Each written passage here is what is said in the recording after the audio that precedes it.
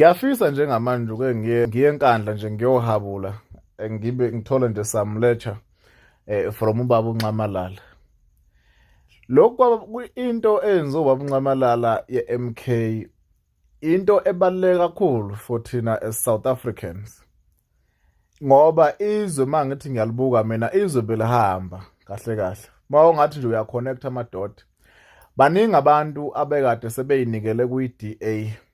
Abanye base bahlukahlukana ke baya ko-UDM, BLF, ACP or ACT into kanjalo ngokwahlukahlukana. Noma bebekhona abantu kade bekhombisa ukuba strong as an opposition party bakwa EFF. Into eyinkinga kwa EFF. I-EFF I understand noma ubani policy yakhona. Umalema ngeke umuzwe ifuna umuntu ngempela umqondo wakhe osabalele kakhulu. Kuyiqiniso singeze liphikise ukuthi ke ngihluka nasesikoleni sonke masifunda sasingafani indlela yoku-understand eclassini. Abaye babethatha isikhathi, abaye babesheshe ukuba capable.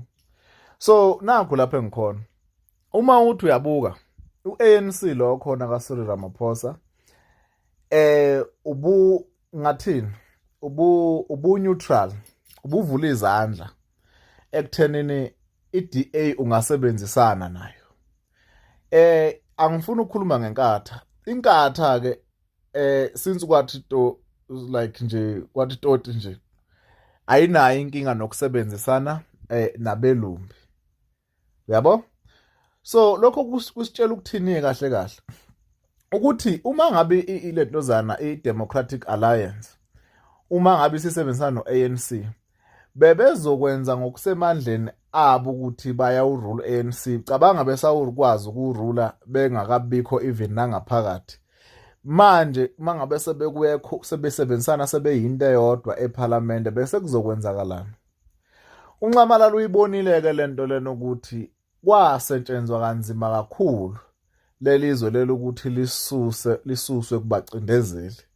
So bengamano into engamane yenzeke bengamane bebange bodwa.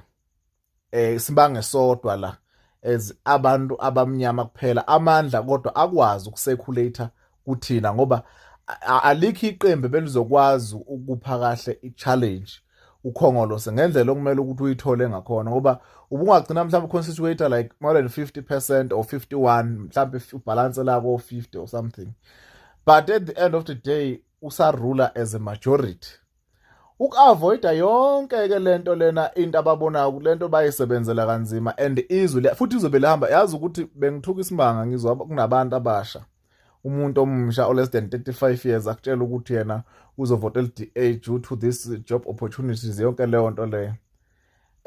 Uma ngalo ukuthi kanjani and lento iyathande kuba uNcamalala uma ngabe seyichaza ukuthi labantu indlela abahlukanisa ngayo and namanje sisenabantu abangama-funders abafunda ama-organizations ungazi ukuthi ngasona siphi isizathu sokuthi sihlukane kangaka. Ekhuluma ngendaba ukuthi we had 4 provinces indaba yo-Transvaal, yini Orange Free State, Western Cape le ngahlukene kabili bakhona Eastern Cape futhi Cape Province neNatal yonke lento kanjalo. So but asihlukaniswa kwenzakala ukuthi ngoba mangabe siyindawo sine impact babehlelele ikhathe kanje. uNcamalala lento lena uyijulele kakhulu. Njengamanje njengoba kunje khona into ezayo. Khona into ezayo and uyabona ukuthi ziyezwakala izigi bayazizwa. Kubukeka kasengathi lapha kwalentozana kwa KZN. Kubukeka kasengathi uprima ogcina kaKhongolose uyu noMsa lo. noMsa Dube mama noMsa Dube. So emva kwalapho ngeke besalibona usiboniso Dube as a premier elentozana neKZN since sekube khona iMK. Cause ngaphambilini ngakafika iMK obvious vele iDA bizoba nandlela thizene ebikade izongena ngakhona ngoba kunamaqembu kade sevula izandla. Ngikhuluma nje kade kune-alliance yamaqembu ngicabanga ukuthi 7 if not mistaken. Lapho kunenkatha I think Action SA, Democratic Alliance ihamba phambili. Njengamanje even ngisho uWolomisa bonke uyababona ukuthi bazinikela ukuthi bayongena ku-MK. You check also laba umzwandile mine labo BLF bonke bathatha ama-numbers abo bathi no, we go for MK, and then bahamba bokwenza ama-consultations enkandla ba-understande yonke i-principle ukuthi kubhekwephi kahle kahle why kwenziwe into kanje. It makes so much of sense kunokuthi izwe lingaphinde futhi liphinde libuyisele emva kuthiwa libuyisela kubelumpi. Njengamanje besizoshaya nge-strategy esihlakaniphile besingesifakwe exactly kwi-apartheid, but besizosentshenzwa ngandlela thizeni ukuthi i-Western Cape uzani Cape Town ibizohamba. Uma ihamba iCape Town bese beyivala ngandlela thizeni and into ade bezoyenza bebezoletha yonke into from overseas abazoyidinga ukuthi bakwazi ukudestroya the whole country noma bakwazi ukuthi babe nepower on the whole South Africa.